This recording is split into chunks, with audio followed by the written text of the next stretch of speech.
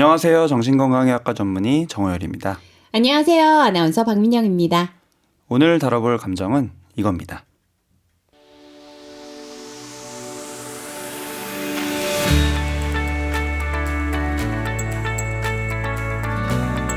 제가 육아 우울증일까요?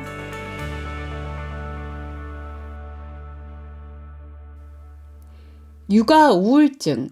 육아로 지친 엄마들 중에는 왜 이렇게 힘들지? 혹시 나 우울증인가?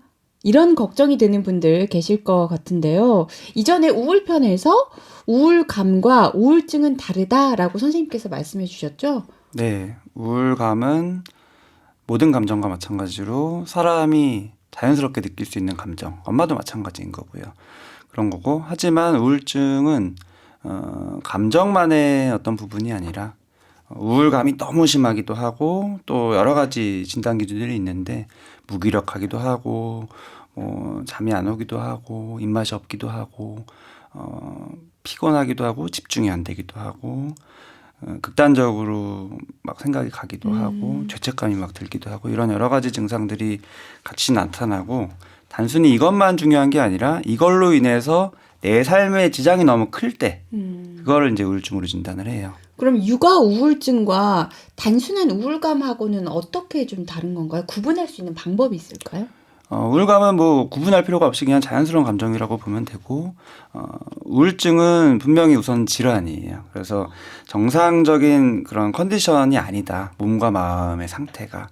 그래서 보통 비유를 드리는 게 에너지로 비유를 많이 들어요. 그래서 육아 우울증을 뭔가 감정만으로 국한해서 보다 보면은 다른 것들을 좀 놓치게 돼서 어떤 전반적인 심리적인 에너지가 확 떨어지는, 에너지가 완전 떨어져서 집중도 너무 안 되고 기억력도 막 너무 떨어져서 건망증 같은 거 너무 많이 일어나고, 그다음에 사람이 잠을 적절하게 잘 자기 위해서 역시 에너지가 어느 정도 필요한데 에너지 레벨이 너무 떨어지면 잠을 깊게도 못 자고 그래서 불면증으로 이어지거나 아니면은 계속 잠만 자도 피곤하니까 계속 잠이 많아지거나 이런 식으로 극과 극으로 되기도 하고, 또 먹는 것도 역시 조금 먹어서 살이 쭉쭉 빠지거나 아니면 자꾸 먹어서 살이 쭉쭉 찌거나 이런 식으로 에너지가 다 떨어질 때 나타나는 현상. 실제로 또 정신운동 지체라는 것도 진단 기준 중에 하나인데 생각도 느려지고 생각이 느려져요. 행동도 판단? 느려지고 판단이나 사고의 흐름이 느려지고 그래서 몸의 움직임도 느려지고 말투도 느려지고 톤도 낮아지고 표정도 굉장히 뭔가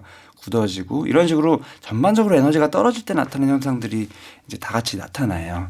중요한 거는 이런 게 어느 정도 나타날 수도 있어요. 근데 이게 너무 지속적으로 심해서 내 일상에 영향을 주는 거고 그 기간은 이제 2주로 명시를 하는데 잠깐 며칠 그러는 거는 우울증 진단은 아니고 계속 그러다가 2주가 넘어가면 그때부터 제대로 진단을 합니다. 그럼 일상생활에 영향을 좀 받겠네요. 특히 육아 우울증 같은 경우는 아이에게도 어떤 영향을 끼칠 것 같은데요? 네, 그렇죠. 보통 엄마들한테는 육아라는 것 자체가 일상생활 중에 중요한 거고 거기에 대한 기능이 떨어지기 때문에 우리가 아이를 돌보는 양육 행동을 제대로 할 수가 없어요. 그래서 쉽게 말하면 방치가 많이 일어납니다. 그러니까 보통 상호작용 같은 거를 아이와 지속적으로 하는 게 아이의 여러 가지 발달에 좋다는 거 다 아는데 그게 안 돼요. 내가 원해도 몸이 안 따라줘서 안 되기도 하고 내 마음 자체도 의욕이 떨어져서 원하지도 않기도 하고 그래서 아이랑 대화도 잘 안 하게 되니까 당연히 언어적인 상호작용 떨어지니까 언어 발달도 더딜 수 있고 뭐 이런저런 뭐 책 읽기나 놀이 같은 것도 이제 못 해주고 방치하게 되니까 어떤 지능 발달이나 이런 것도 떨어질 수가 있고 신체적으로도 또 많이 못 먹이게 돼요. 내가 우울증 상태가 되면은 그럴 에너지 자체가 없어서 끼니를 못 챙겨줘요. 어이구. 그래서 새끼도 못 챙겨주기도 하고 간식 같은 거 잘 못 챙겨주기도 하고 그 내용도 영양가가 굉장히 없는 쉽게 말하면 라면만 계속 먹이기도 하고 이런 식으로 방치가 많이 일어나면 당연히 신체적인 발달도 문제가 생기겠죠. 이런 육아 우울증을 호소하는 이유 중에 하나가 24시간 같이 붙어 있기 때문이다라는 얘기도 있는데 네, 실제로 그게 되게 중요한 어떤 원인. 아, 뭐 우울증의 원인은 여러 가지가 있겠지만 뭐 타고난 기질이든 유전적 소인이든 이런 부분은 내가 지금 상태에서 이미 어떻게 할 수 있는 게 아니고 지금 내가 뭔가 개선할 수 있는 부분 중에서 제일 중요한 거는 아이랑 24시간 붙어 있는 게 육아우울증을 일으키는 중요한 원인이라는 거예요. 그래서 반대로 떨어져야 돼요. 그런데 선생님, 이 떨어지기가 참 힘든 게 요즘에 애착이라는 말을 정말 많이 사용하거든요. 저도 막 육아서 보면 애착이 가장 중요하고 애착 형성기에 엄마가 옆에 있어야 뭐 애가 앞으로 발전하고 먼 미래에 있어서 그리고 아이의 뭐 심적으로 안정이 된다. 근데 이 애착이라는 게 도대체 뭔가요? 24시간 붙어 있는 게 같이 옆에 있어주는 게 애착인 건지 애랑 상호작용을 잘해주는 게 애착인 건지 애착이란 게 좀 뭘까요? 좀 정의를 네, 내려주세요. 애착이라는 단어를 들으면 왠지 같이 느낌이 있어야 될 것 뭔가 같아요. 이렇게 딱 접착돼 있는 네. 느낌인 것 같기도 하고 막 이런 거지만 집착 이런 느낌이 아닌 거예요. 애착의 3요소는 민감성, 반응성, 그다음에 일관성. 민감하게 섬세하게 정확하게 집중해서 아이의 마음을 헤아릴 수 있는 능력.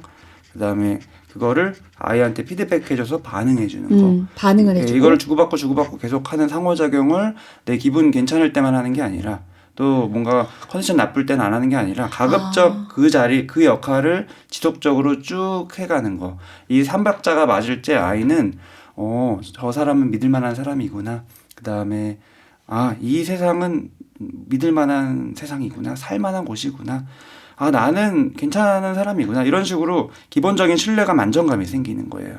그게 돼야지 앞으로 세상을 살아갈 때 누굴 만나든 또 자기 어떤 길을 가든 자기 중심을 가지고 주관적으로 이제 나아갈 수가 있는 건데 그 부분이 불안정하게 이제 형성이 되면은 여러 가지 이제 힘든 부분들이 생기죠. 근데 이 애착이 중요한 게 말 그대로 인간성, 반응성, 일관성인데 네. 이거는 내 신체적인 컨디션 또 심리적인 컨디션이 안정이 되어 있었을 때 나타날 수 있는 거예요. 민감성만 해도 흔히들 경험을 해요. 내가 어저께 밤을 못 자거나 아니면 요즘 스트레스가 많아서 막 집중도 안 되고 막 이럴 때는 아이가 막 때를 쓰고 있다. 지금 얘가 왜 이러는지 생각이 안 돼요. 네. 생각이 멈추기 때문에. 그다음에 뭐 운 좋게 캐치를 했다 해도 반응을 또 하기도 귀찮기도 하고 엉뚱하게 나가기도 하면 그러면 아이는 더 떼쓰고 그러면 내가 더 이렇게 꼬이게 되는 거죠. 그다음에 일관성도 되기가 쉽지가 않은 게 감정 기복이 너무 커지면 내가 괜찮을 때는 또 해주고 조금만 뭔가가 수틀리면은 또 안 해주고 이러면은 막 아이 입장에서는 막 왔다 갔다 하는 느낌이 드니까 믿을 수가 없는 거죠. 네. 그래서 애착이라는 게 뭐 계속 붙어 있는 게 중요한 게 아니라 이 세 가지를 내가 잘하기 위한 내 몸과 마음의 컨디션을 잘 만드는 게 진짜 중요한 거고 그러기 위해서는 적절히 떨어지는 어떤 훈련이나 연습이 오히려 필요한 거. 그래서 실제로 육아우울증을 경험하고 있는 엄마가 있다. 근데 아이랑 떨어질 수 있는 상황이 아니다. 뭐 남편도 네. 바쁘고 주변에 맡길 사람도 없고 아이는 아직 뭐 돌도 안 된 이런 나이다. 그럼 어떻게 해요? 어린이집에 보내야 돼요. 어린이집에 실제로 잠시라도 그럼요. 시간을. 그럼요. 근데 이제 그거는 뭐 내 아이가 지금 너무 어린데 누구한테 맡기면 애착에 문제가 생기지 않을까요? 맞아요. 아닌 거예요. 왜냐하면 내가 붙어 있는데 내 상태가 지금 좋지가 않은데 오히려 아이한테 독이 되는 거예요. 그 다음에 몇 시간 동안 케어 받으면서 나는 그 시간에 충분히 쉬고 휴식을 충전하고 아이가 떨어지는 것 자체가 내 심리적인 관리이기도 하고 그 상태로 아이를 이제 더 많은 시간 동안 집중해서 볼 수가 있는 거고 이런 식으로 선순환이 되어야지 오히려 나도 회복되고 아이도 회복되고. 근데 사실 엄마로서 나 좀 우울증인 것 같아. 나 육아 우울증이 왔다를 알아채도 병원에 가는 게 참 쉬운 결정은 아니에요. 맞아요. 그게 또 되게 중요한 부분이어서 이런 얘기를 지금 또 드리는 거죠. 근데 뭐 엄마가 우울증에 걸리면 아이가 방치되고 아이가 방치되면 이런저런 발달에 문제가 생긴다라는 개념만 생각하면 그럼 나는 우울증이 걸리면 안 돼. 네, 맞아. 그러니까 우울증이 걸린 것 같아도 이거는 모르는 척 해야 돼. 실제로 그렇게 돼요. 그래서 아주 가까이 있는 남편이나 뭐 친정 엄마조차도 발견을 못하는 경우가 되게 많아요. 본인이 안에서 숨기고 있으니까. 근데 문제는 그러다가 안에서 점점 쌓이다가 진짜 확 한 번에 무너지는 거죠. 대부분의 모든 우울증이 그렇지만 초기에 잘 관리하면 치료도 잘 되고 재발도 안 되는 그런 확률이 많아지는데 특히나 육아우울증은 초기에 발견할수록 다른 우울증보다 더 잘 치료되고요. 그다음에 더 잘 낫고 더 재발 안 하고. 근데 많은 분들이 아까 말씀드린 그런 엄마로서의 이런 여러 가지 고민 때문에 초기에 외면을 해요. 그래서 이 방송을 통해서 제가 꼭 드리고 싶은 말씀은 엄마가 우울증인 거는 아무 문제 없다. 엄마가 우울증을 방치했었을 때 문제가 생긴다. 이렇게 내가 내 자신을 좀 방치하는 게 네.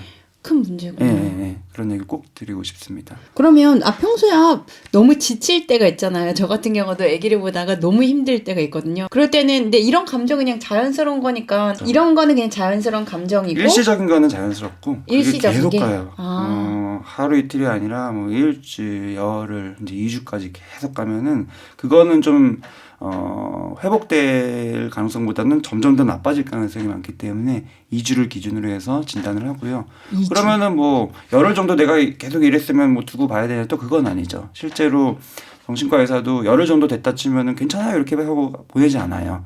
지금 추세를 봐요. 계속 나빠지고 있는데 그럼 앞으로도 더 나빠질 가능성이 있고 당연히 2주 넘어갈 것 같고 이러면 그 전이어도 또 적극적으로 치료를 시작하기도 하고 조금 더 정확하게 부연 설명드리고 싶은 거는 여러 가지 증상들이 있지만 제일 중요한 핵심 증상이 2개예요. 우울감. 우울감. 슬픈 느낌이기도 하고 뭔가 처지는 느낌이기도 하고 이 다운된 기분이기도 하고 이런 우울감이 있거나 또는 무기력감. 흥미도 없고 다 귀찮고 의욕 없고 이런 게 있거나 둘 중에서 하나는 최소한 있어야 돼요. 우울증을 진단하려면. 그다음에 나머지 것들도 조금씩 있어야 되고. 많은 분들이 또 궁금한 게 치료는 어떻게 하게 되는 건가요? 그것도 되게 단계가 많아요. 우울증 하면은 뭔가 딱 하나의 질환인 것 같지만 사람마다 양상이 조금씩 다 다르고 정도도 너무 다양해서 가벼운 우울증인 경우는 상담만으로 또 일상생활 개선만으로 치료가 되는 경우들이 많고요. 하지만 중간 정도 이상한 경우에는 약물 치료가 훨씬 효율적인 경우들이 많고. 근데 엄마분들이 또 약물 치료에 대한 두려움이 있잖아요. 두려움이 있죠. 네.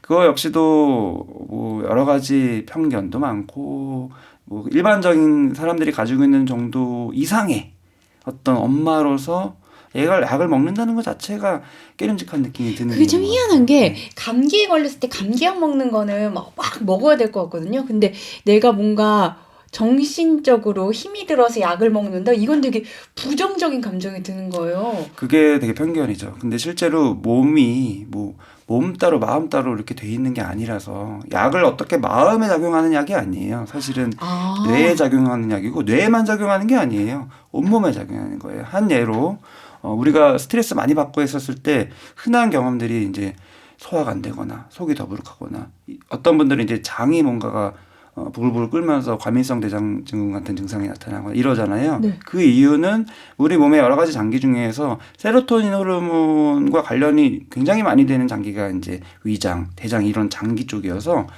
실제로 스트레스거나 아니면 뭐 불안장애거나 우울증일 때 이 소화에 문제가 생기죠. 항우울제가 제일 흔한 게 이제 세로토닌 호르몬을 관리하는 건데 그게 뇌에도 물론 작용하지만 이런 장기에도 작용을 하기 때문에 소화도 잘 되고 이런 식으로 해결이 되는 거고 모든 약은 다 온몸에 작용해요. 왜냐하면 피가 다 온몸을 돌아다니니까. 예. 저는 머릿속을 지금 계속 떠나지 않는 말이 그러니까 우울증을 방치하는 게 엄마로서 잘못된 거다. 이 말이 내가 우울한 게 나쁜 게 아니라 이거를 계속 방치를 해서 내 애한테 어떤 영향을 미치는 것 이게 정말 너무 중요하다를 깨닫는 시간이었네요. 네, 너무 중요한데 또 이거를 또 잘못 받아들이면 너무 또 여기에 좀 꽂혀서 내가 우울증이면 어떡하지? 미리 이렇게 걱정을 막 2주 나 월요일부터 지난 월요일부터 내 몸이 안 좋았는데 저도 아까 생각해 2주 이런데 이렇게 막 심각해질 필요는 없고 다만 내가 정말 번아웃이 되고 내가 너무 귀여워하는 애인데 그 애가 보기가 힘들 정도로 몸이 안 좋았을 때는 꼭 전문가의 도움을 받는 게 좋다. 네. 그리고 뭐 찾아봐도 되고 사실은 접근 자체를 안 하려는 아예 그냥 억압하는 게 많아서 조금 그냥 자연스럽게 받아들이고 그냥 내가 다른 거 뭐 아이 뭐 어디 아플 때 검색하듯이 그냥 자연스럽게 검색해보고 또 궁금하면 또 전문가 찾아가서 물어보고 이런 식으로 자연스러웠으면 좋겠다라는 얘기를 꼭 드리고 싶어요. 저도 항상 느끼는 게 이 아기를 낳고 키우니까 전에는 애한테만 집중을 했거든요. 근데 선생님하고 항상 얘기하면서 애한테 집중하는 것도 중요한데 내가 괜찮고 내 컨디션이 좋고 내가 좀 편해야 애한테도 되게 긍정적으로 잘 돌볼 수 있다. 이걸 좀 많이 되게 느끼는 것 같아요. 제가 가장 보람된 순간이 그런 피드백을 들을 때. 네, 감사합니다. 많은 청취자분들이 정말 그렇게 느끼실 것 같아요. 네, 그래서 오늘은 정말 우리 아이를 키우고 몸과 마음이 지치다 보면 생길 수 있는 육아 우울증에 대해서 얘기를 좀 나눠봤는데요. 육아 우울증은요, 이 치료도 빠르고 또 선생님께서 말씀하셨듯이 재발도 잘 안 된다고 하니까요. 숨기고 모른 채에서 병을 키우지 말고 주변에 좀 도움을 청해 보는 게 좋을 것 같습니다. 뭐 엄마가 뭐 육아 우울증이야가 아니라 엄마니까 우울증이 생길 수도 있다. 이렇게 생각하시고요. 선생님, 다음 시간 이야기 주제는 또 뭘까요? 저희가 지난 편에서 뭐 불안이나 조급 이런 거에 대해서 다뤘었잖아요. 그 연장선 상에 있는 감정이라고 볼 수 있는 게 뭔가 강박, 그다음에 완벽주의 이런 쪽인데 이게 둘이 또 비슷한 양상이 있으면서도 조금 다른 게 있어요. 그래서 이것들을 알아볼 텐데 우선은 강박에 대해서 다뤄보도록 하겠습니다. 뭔가 흥미로운 시간이 될 것 같습니다.